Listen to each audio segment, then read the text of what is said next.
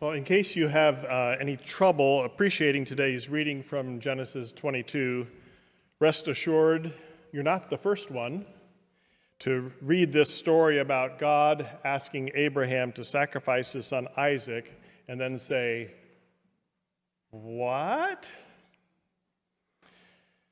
This is a story well known by Jews, Muslims, and Christians alike.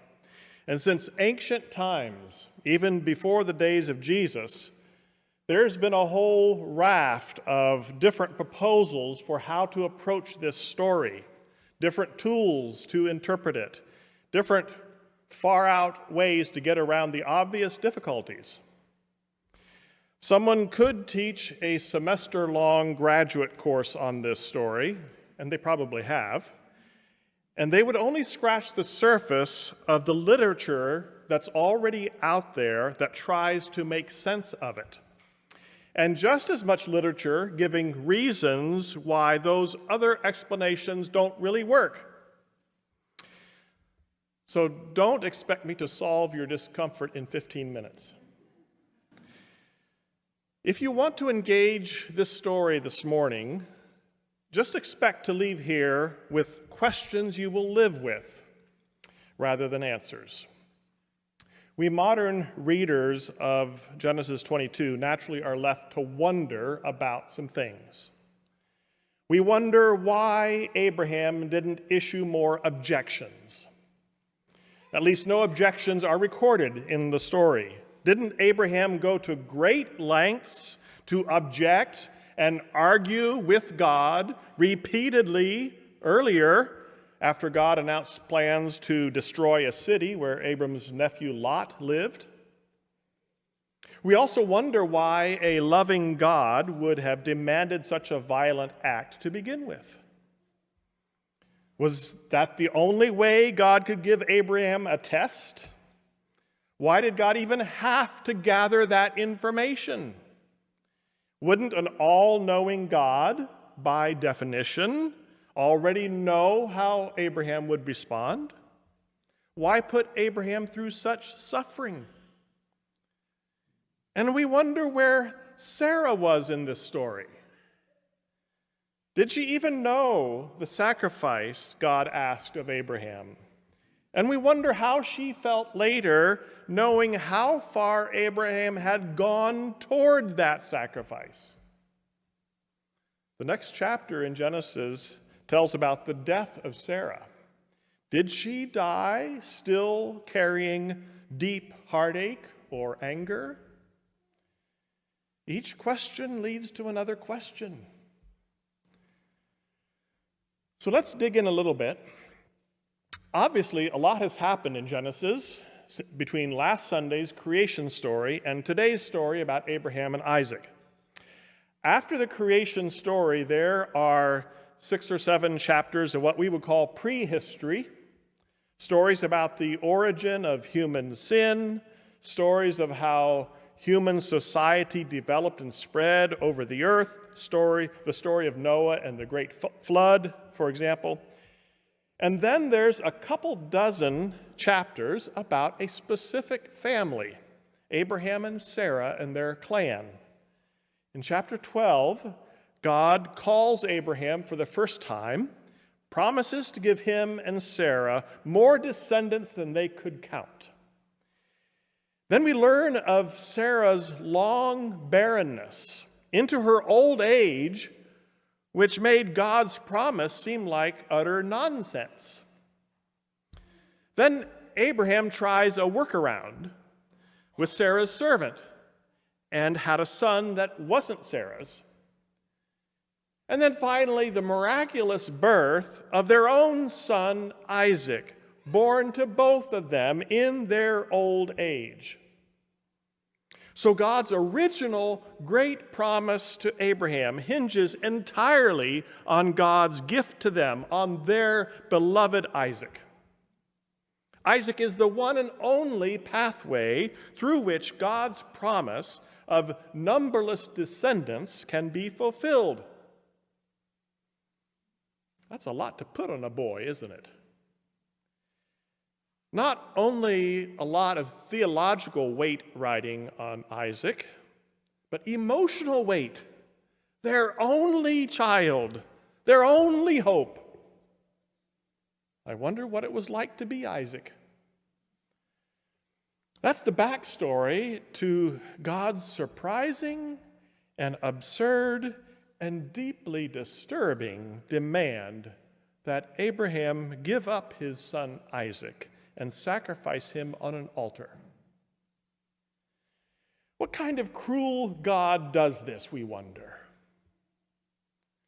In fact, some ancient Jewish writings on this story, written at least 100 years before Christ, change the character that makes this demand of Abraham. Instead of the one God Yahweh asking Abraham, it's Prince Mastema, a Satan-type figure. But in the story itself, in our Bible, there is no doubt among scholars, Yahweh is in focus. But here's something intriguing. Scholars also observe that in this Genesis 22 account, the dialogue throughout is minimal and sometimes a bit vague and indefinite. Some suggest that the very way the story is written is a rhetorical device intended not to explain in detail what the characters are thinking. Rather, it presses the reader into the shoes of those characters, makes them feel the sharp horns of the dilemma, gives them a taste of Abraham's agony, so they wonder to themselves, how would I have reacted? What would I have done? I kind of like that notion, because at the end of the day, I can't find satisfying answers to all my questions about this story. But I can allow this story to be a catalyst for going deeper and asking questions of myself. Like, do I really trust God with my entire future? That was the big ask of Abraham. Isaac was his entire future. Everything Abraham did his whole life was in response to a promise of a future that could only exist if Isaac lived a long life. Would Abraham be so loyal to the God who gave that promise that he would be ready to say yes, no matter what the apparent cost? Abraham passed that test. So how are we doing on that score? Has God ever asked something of us that at least appears to be putting our future at risk? I don't know, maybe you haven't ever considered that as a real question. Maybe we are so accustomed to mapping out our own future and preparing thoroughly for that future and getting all our ducks in a row and keeping them there, that we have never really seriously considered that God might be nudging us toward something that puts our future on the line. And maybe it doesn't come to us in the form of a voluntary sacrifice. Maybe it comes as an unwelcome surprise from an ungodly source and force. A crisis, for instance, that we were powerless to prevent. Not something we would ever attribute to God, just the harsh realities of life that occasionally happen in an imperfect world spinning through space. Loss of property, loss of financial resources, loss of a relationship, loss of life, loss of health, loss of anything we were counting on as part of our future. It's not a direct parallel, of course, to this Bible story about a voluntary sacrifice, but maybe the same question is being asked of us by God. Do you trust me with your whole future? Or are you gripping so hard to the wheel that you are losing your joy, losing your hope, losing your faith in me? It would be a good exercise for each of us sometime, I think, to, in some moments of reflection, to make a short list of those things that we value, those things that we are banking on to carry us into the future that we think we are called to, the future we may even think God called us to. In a way, it's like taking inventory of our life insurance policies, figuratively speaking. What are those things that we think ensure us of a solid future? And what is our attitude toward those things?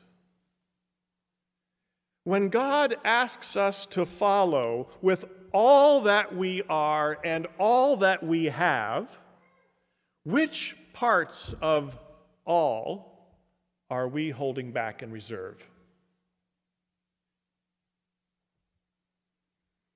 You know, it's not only heroic stories of faith from biblical giants like Abraham and Sarah that lead us to that question. No, that was the very same question that Jesus asked his very ordinary followers to consider in today's gospel reading from Matthew 16. If any want to become my followers, let them deny themselves and take up their cross and follow me. For those who want to save their life will lose it, and those who lose their life for my sake will find it. For what will it profit them if they gain the whole world and lose their life? And if this question applies to us as individual disciples, we can be sure it also applies to the church. Can we, as a church, trust God with our entire future? What if the church is asked to give up some form of our life that appears to be essential for our future? What if the church and its mission starts getting pushed to the margins of our culture and politely ignored, as it's already happening? What if some institutional pillar of the church starts to crumble? Are we willing to trust God with our life and mission? Those words of Jesus haunt me as much as the story of Abraham and Isaac. Those who want to save their life will lose it. And those who lose their life for my sake will find it. I don't know exactly what that means for me or for the church, but I do believe this. It's a question that is real and that is now. It's a question we would be wise to reflect on and live with for a while, instead of ignoring and moving on to the next glittering thing. Will you join me in making our confession before God? You'll find the words in your bulletin. And if you don't have it, that's fine. Your response is simply, "Forgive us, Lord," repeated 4 times. For when we have held back out of fear for the future, forgive us, Lord. For when anxieties lead us to hold on to that which we must lose or lose what we must hold on to. Forgive us, Lord. For when our willingness to trust you falters, because that which we hold dear is being threatened, forgive us, Lord. For whenever we give you less than our full selves and our whole future, forgive us, Lord.